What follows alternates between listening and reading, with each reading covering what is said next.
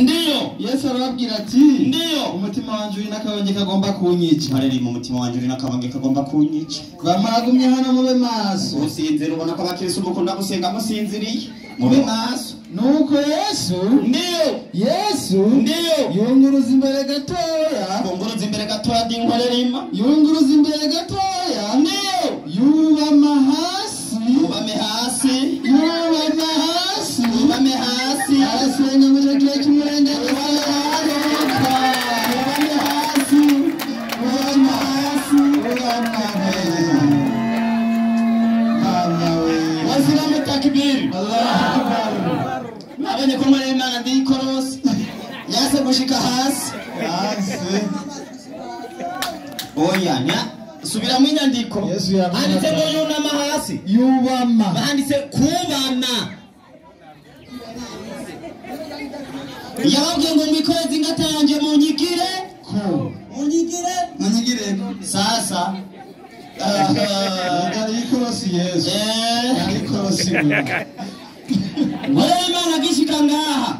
Yambwiye namwajeti koko witwa Mareri Imana ngwego urayikorera koko ngwego namugati tuzobamenyera kuvye ijana mugati namubyeje kurondera amavoka ku mukaratusi none burya mubona ko batari nk'umukaratusi tugiye kurondera kwivoka oya atari nk'umukaratusi tugiye kurondera kwivoka sanse Mareri mwicuma kabisa yande yikorosi wewe Mareri uno munsi umuntu adakurikira Yesu agabana ubwami bw'Imana. Oya kandi abagiye kubiri nibyo nawe yadutunga. Baje urakoze buhenza kifu. Urakoze. Murerima Yesu yambarike. Yambarike. Bivuke. None biye ugira kweri. Leo Yesu ikintu nyezi na yambara nacho. Nacho urabona mwikandi. Waramubona naho nyine. Yesu ndabona Yesu bine maso kuyana. Oya. Mubona kubicapo. Okay. Nani guheza je. Yesu nigeze mbona nkuko ndakubona. Sawa. Murerima. Sawa. Uno munsi umukozi binyuranye n'ivyo Yesu yakoze azoja he? Ni mu muriro. Sawa. Nani guheza je. Nyereka kimwe rero maze gukora Yesu yakoze.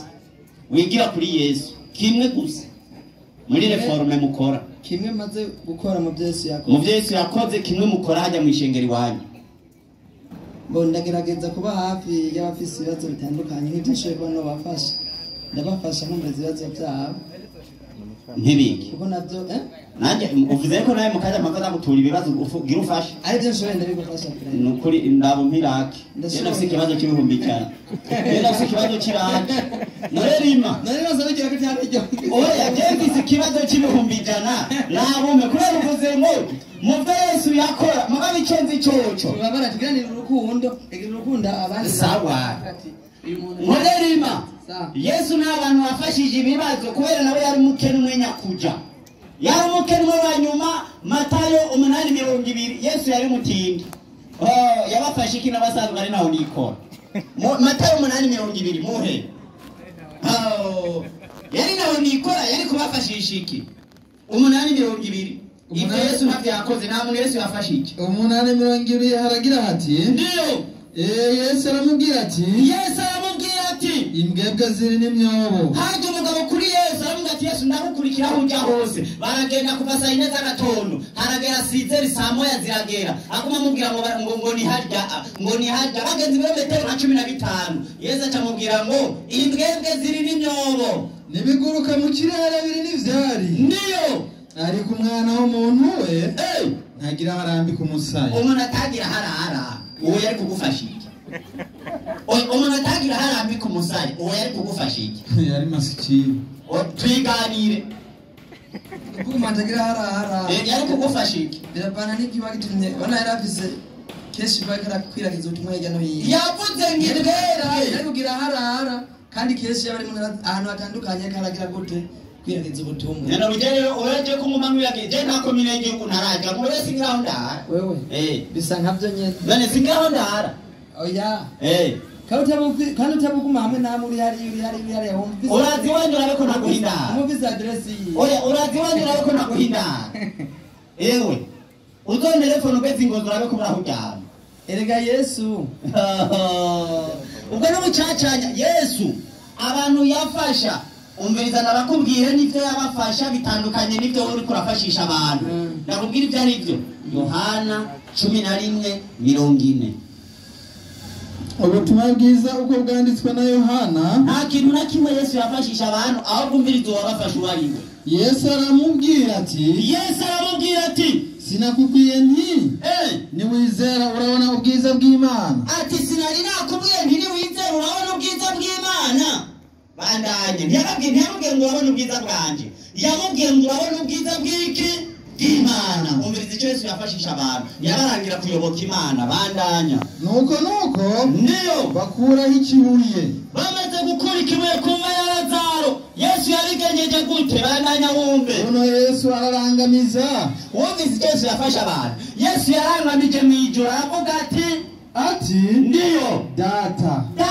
Yesu yafasha abantu abanje kubasabira ku Mana, ntabwo yabafasha kubwiwe. Yararangamije mw'ijoro avuga ati data ndagushima ko wanyumvirije.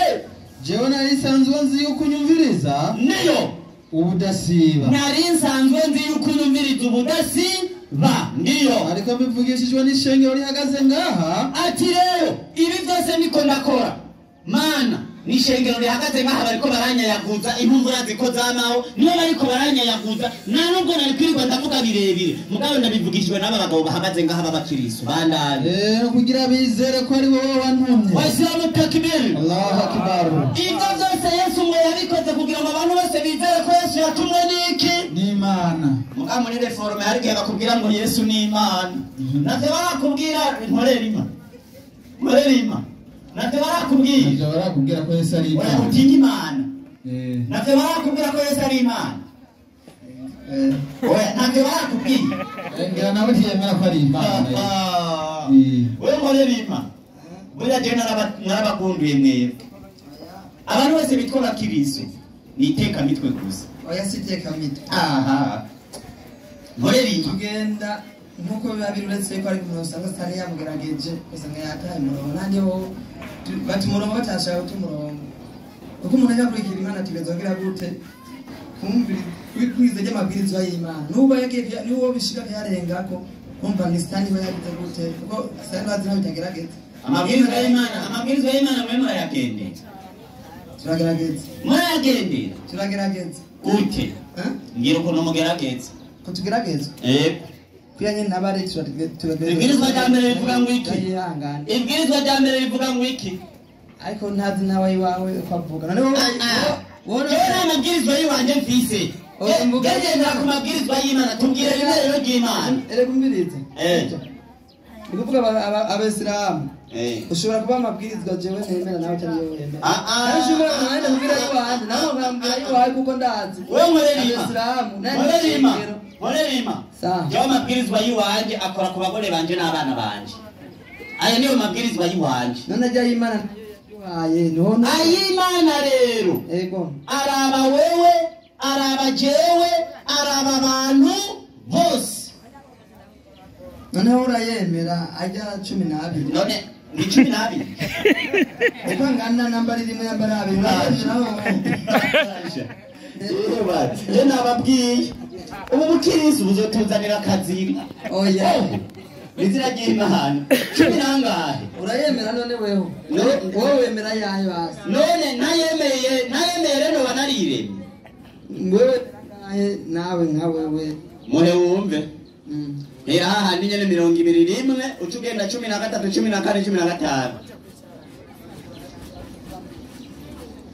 15. 21 ucugenda ku 8 ucugenda 13 14 15. 21. Kuvayo. Kuvayo? 21.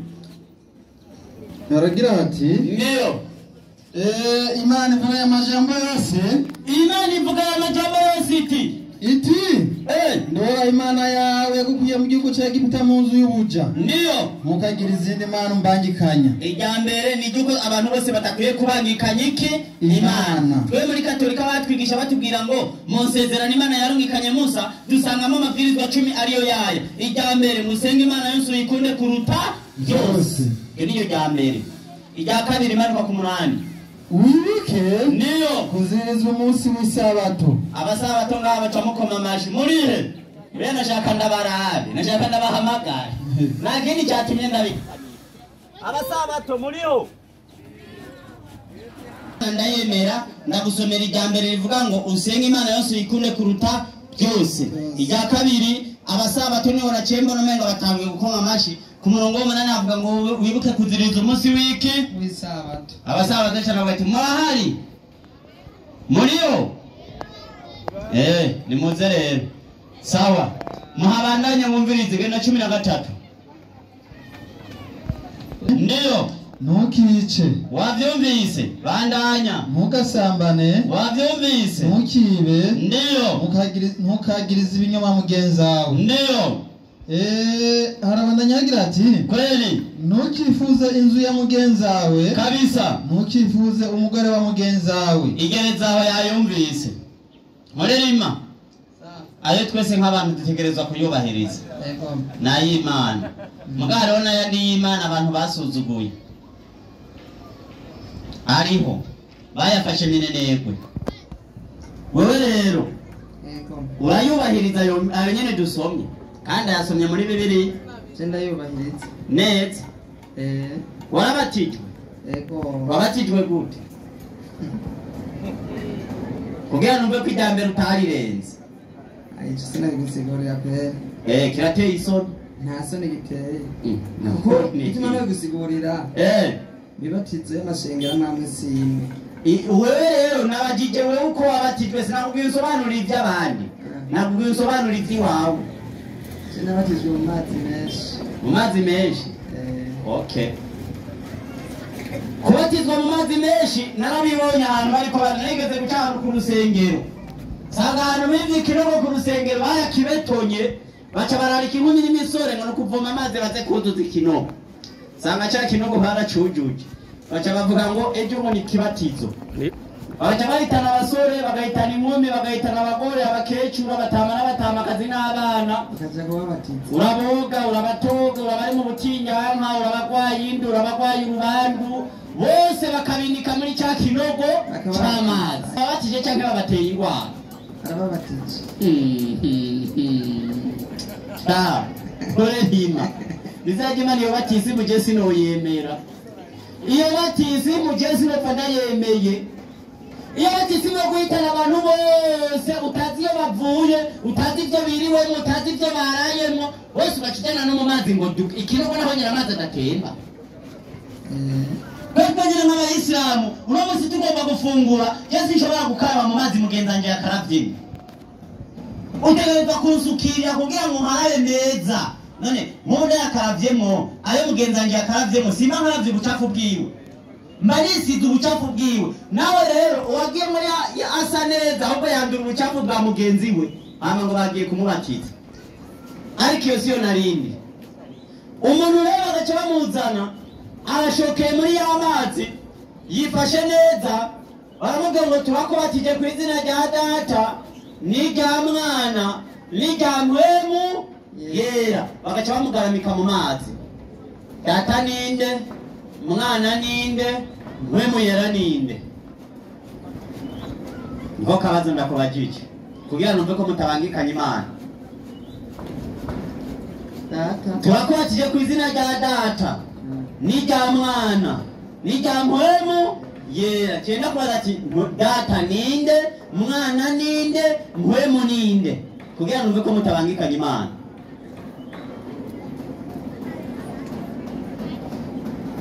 Ijambere wabyumvise usenga Imana yose uyikunde kuruta byose bavuze byose nta mwana nta mutima mweranda byose ni bugende.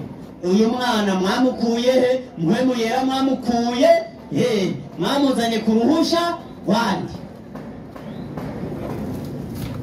bikunaniye uhereza abo bavandimwe mwicaranye bagufasha icyo kirananiye muhuriya rero wo hirya umva yuko bajya bagitunganije ntazi bagitunganije ko jewe ndi umwigishwa sinshoboye kumenya pastor yavuze ati ikintu kimeze menye nawe ashobora kuba yasomye umuntu je ntasomye yatahuye kuko nabo bakirisi ahubwo imirongo y'ikibinganya kuyimenya muri bibiri oya magana niwe undi atazi mwebwe no gukurikira gusa oya dukurikira imana cyo turacenda kandi bakubatije ku mana zitatu Imana data n'Imana mwana n'Imana mutima mweranda iryo ryo uko no kubangikanya Imana kubera bwizwa rya mbere va musenge Imana nso ikure kuruta zose rero mutayibangikanije wafashe n'indi Imana y'umwana ugafata n'indi Imana mutima mweranda wowe mutari wo mu murya muhuri yawo hirya niwe yatambuye gushika akira vugana na mware mwene wacu yego amahoro y'Imana bane nawe yego cyane umeze neza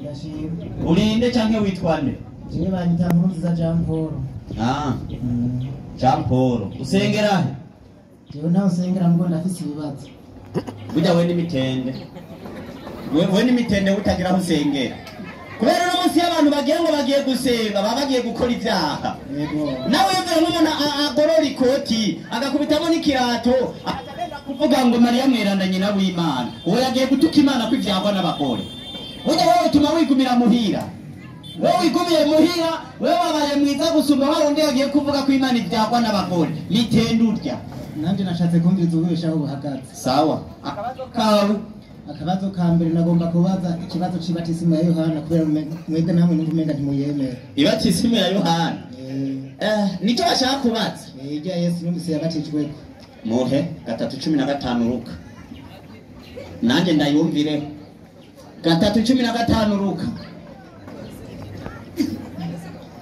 haragira ati ndio 3:15 ndio kandi abantu bari bararorereye ibizoba bose ndio bakaburanisha imitima ngo kumbure Yohana yoba Kristo abantu bose bari barorereye ibizoba bakaguma bibaza ngo Yohana ngo yoba ari we Kristo aje bandanya Yohana arababwira bose ati Yohana aca arababwira bose arababarira byatuye aravyerura ababwira ati nukuri ndio je mbabatirisha mu mazi jewe Yohana ndababatirisha amazi ndio ariko azoza undi ubushobozi azozubona n'ubushobozi nibimbere no gufundurura utugozi tw'inkweto ziwe ndio uyo azobatiza muri mwe muyera no mu muriro genda gahoro muri Jean Paul yego abantu bose Yohana amaze kuza bibaza ngo niwe Kristo ndabyumva Yohana cyavuga ati mugabo rero jewe naho nje burya ndi integuza yo kuza kwande kwa Yesu hariho nazo inyuma yanjye weje ndiko nabatirisha amazi kugira ngo abantu bose bihaniki ibyaha atari kuwuzoza inyuma yanjye ariko aravuga Yesu yego uyo ngo ntazobatiza abantu mu mazi azobabatirisha mpwemu yera n'iki n'umuriro twebwe n'abayisilamu kubera twemera ko Yesu yaje nacyo gituma iby'amazi byajyanye nande na Yohana ab'inyuma ya Yesu ababayeho mu gihe cya Yesu tubatizwa umubatizo wo muri mpwemu yera hamwe no mu muriro wumva iby'amazi none bitahombye ibyo byarenganye mugabo cyo kuri navyumvise numvise ko Yesu yabatijwe mu mazi menshi oya baraguhenze ndugu ya mwiza y'Imana baraguhenze reka no kwa karorero Jean-Paul uneka amatwi ndiko ndavyumva cyashimeza hano ntuze nk'umuntu aje gufana uze nk'umuntu aje kwiga kugira atahure kumva amatwi n'ukuri sawa Yohana ababwiye ati jewe mbatiza abantu mu mazi kugira ngo mwihane wari kuwundi azoza inyuma yanje andusha ubushobozi uwe niyaza azobatiza abantu muri mwe muyera n'umuki no mu muriro bisobanura ko Yesu ataraza muga Yohana ariko aragira gute ariko arabatiza yego sawa reka rero mbanze menye mbega koko Yohana yoba yarabatije Yesu canke n'abantu bakoze amanyanga baraduhenda jewe numvise bavuga ko Yesu yabatijwe na Yohana ashe mu mazi menshi kandi ashongera kugira ijambo rivuga mugabo ibyo rero ntari bwatahure mugo ndaze ko turi kumanza kumanda bitahura bukewe urabitahura jewe nk'umuyisilamu magaze hano nemanga ko Yohana atigeze abatiza Yesu ndabisomye muri Bibiliya kandi nyemanga yuko Yohana na Yesu batigeze babonana. Yego. Akarorero, Yesu amaze kuvuka ntiyaciye ahunga. Yego ngo yarahunze na Herode yari kararondera Yesu mwagire gute amwice. Hama umumarayika yiyereka Yosefu mu nzozi aramubwira ati ewe Mariya vyuka uhungane umwana na nyina uhungire muri Egiputa ugumeyo gushitsa aho nzokubaririra kuko Herode ari kararondera kugira ngo yiciki umwana. Umviriza Matayo 3:11 Matayo 11:2 Matayo 11:2 Ndiyo. Ariko Yohana ari mu nzu y'imbohe. Bantu gende gahoro. Yohana agiye he? Mugasho. Agiye mugasho. Sawa? Yego ndavyumva. Uremera ko Yohana agiye mugasho? Ivyo ndavyumva n'ukuri. Muhe wumva bandanya. Yumva ivyo Kristo akora. Yohana ari mu nzu y'imbohe aca yumva Yesu yavuye mu buhungiro atanguye gukora ibitangaza. Aca yumva ivyo Kristo akora. Muhe aho turi kumwe ndiko ndavyumva n'amatwi n'ukuri. Muhabandanye wumve. Atuma abigishwa biwe kumubaza. Yohana aca atuma abigishwa biwe kubaza Yesu. Yesu ariko arakora akazi, ariko arakora ibitangaro. Yohana aca atuma kubaza Yesu, abatuma kubaza ngo iki? Ati ndiyo mbega uri wa wundi akwiye kuza? Ndiyo canke twitega uwundi? Muhe Jean Paul. Yego. Aba bantu bumva barabonana? Wapi numva mbere ari ibintu mega byabaye nk'imigani. Sawa. Yohana agiye hehe? Ari mu ibohero. Amaze kuba ari mu ibohero aciye yumva Yesu atanguye kuza inyuma yanje ngo ntibimbere ko mfundura n'utugozi tw'inkweto ziwe ngo ni yazazobatiza abantu muri mpemu yera no mu muri Yohana rero amaze kuja mu gasho. None yageze mu gasho yumvise amakuru y'ivyo Yesu ariko arakora hanze. Aciye atuma tigena mu mbarize uri wa wundi akwiye kuza naho ramvuga zoza canke twiteguye undi. Nawe nyine birumvikana ko ataramutse. Barabonana? Oya. Urumva ko abantu batarabonana? Ndavyumva. None nimba batarabonana Yohana yoba yaravuye mu gasho araza kubatiza Yesu vyagenze gute? Reka ndakwereke Yohana bamwicira mu gasho 14:1 Matayo. Ndakwereke Yohana bamwicira mu gasho. Matayo 14:1. Ndiyo. Aragira ati ndiyo muri ico gihe umwami Herode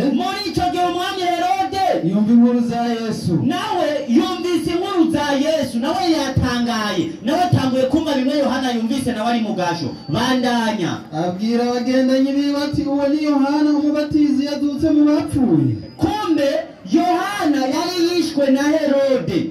Herode yari yamaze guca umutwende Yohana.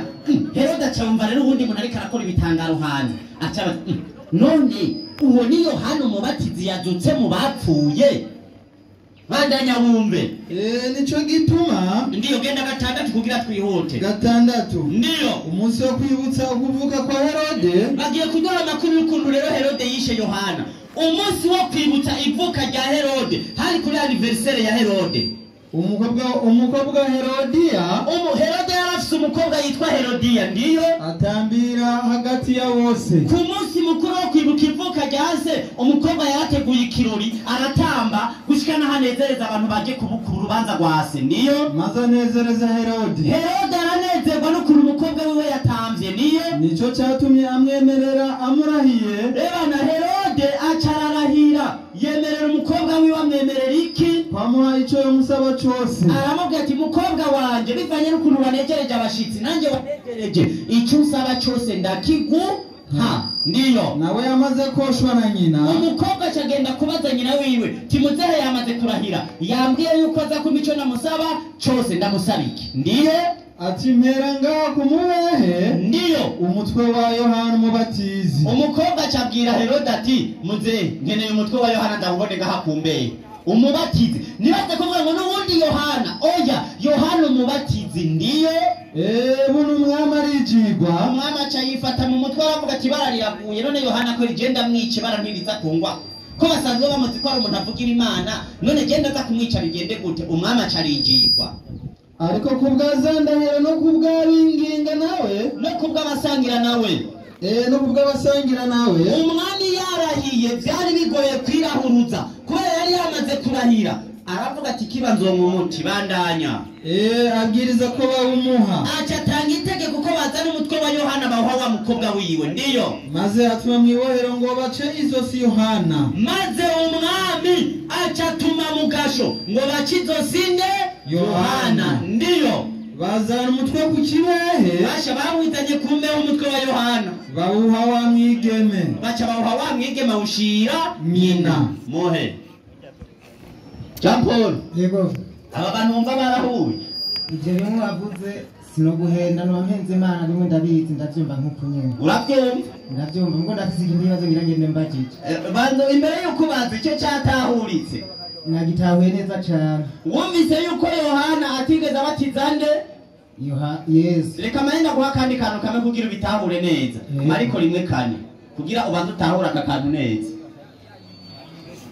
mariko rimwe kane haragira ati niyo niko Yohana yaje abatiriza mu bugaragwa Yohana yaje abatiriza mu bugaragwa kandi yigisha kubatizwa ko kwihana yigisha kubatiza ko kwihana ngo babohorwe ivyaha igereza aho muhe Jean Paul yego umubatizo wa Yohana wari wo kwihana iki ivyaha none Yesu yarafite ivyaha agenda kwihana kwa Yohana nuko numvise rya jambo ritwa ngo hahira ubwira ikirenge mu ciyo none wewe umva yari kugendayo gute kandi atavyahagira ngira ngo yagombye kuri inyigisho twese ducaho yaciye kandi twumvise ko batanabonanye nandi nico catumye mbaza kugira nandi numve ko bose baba ico kimwe ico catahuritse nibaza ico bacyumvise sawa ikindi kibazo waravuze ngo ufise tubiri akandi kabazo mvise hariho abemera kunywa inzoga basenga n'abatavyemerewe nagomba ntahure canke n'ubundi yoba ari impande zanje bitashimye ko abaza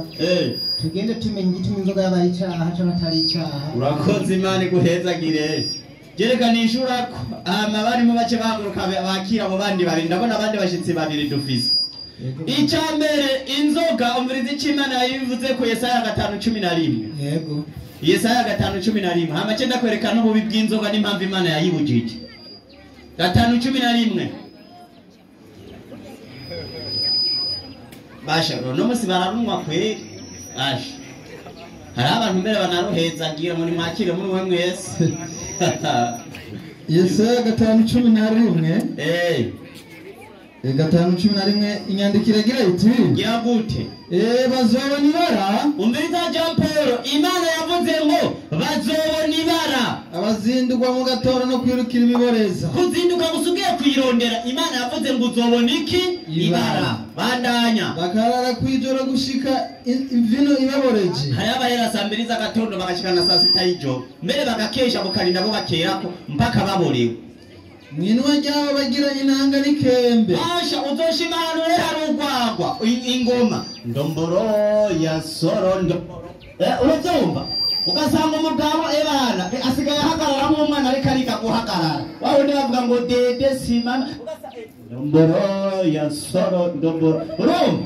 ari umuntu w'umugabo bandanya mwinwa ryabo bagira inanga nikembe n'agashako k'ingoma n'umwirongi bashi umuziki urakidube arariri bebe araririmba mu kabari bandanya na vino bana urwagwa ebana icupa rihera bashikanyiriye yamani bitegereza igikorwa cy'uhoraho mwenye bajya rero bakunda urwagwa burya igikorwa cy'Imana ntubabwire ntibashira umutima ku gikorwa cy'amaboko yiwe igerezaho iby'Imana bakubwira ngo ikizoba tuzonka umutima Imana niyo yaremye ibitoke ngo Imana niyo yaremye ibyo byose bakora mu inzoga abona nta bwenge yagira niko baca bakubwira abo ntibigera bita ku mabwirizwa y'Imana umviriza rero iyo abantu bamaze kurunwa umviriza ingorane bagira imigani 23:29 23:29 imigani 23:29 imigani wumvirize kuri abantu bamugwako nindagira ngo yo uza kumva umuntu yaronyoye uza kumva tunzo mu bukamenga arazaje we kwibaza ngo aradashwe uzava ngo nindagira ngo bandanya nindagira ngo uzamubone ngo bandanya Nindafise imitongano. muhuye uza gusanga agenda ari ageze mu giti, ageze ahantu hari igiti nka kida nkujya mwembe umengana inzu agatangura kudodo. Maragara mugore wacu. Maragara Sheri je t'aime, I love. Ariko arabwira igiti sawa urumva aho we n'umukazana ngo sweetie, aho we n'umukazana wiwe ngo Sheri, aho we n'umukobwa Ngorane. sawa bana agenda ari dodombi barabara ryose banda Nindafise imyidodombo. basha agenda ari dodombi barabara ryose. Nindafise inguma atanyanduruko. Umwavye kunza usanga amana yose nta kwara ruriko kubera ikiye yamariye ku mabuye no kubishitsi. Nindafise inguma atanyanduruko. Bandanya Nindafise amaso atukuye. basha muhuye mu gatondo kubera yarayatajyana wo kwibaza amanyo y'ikiro cy'urumogi.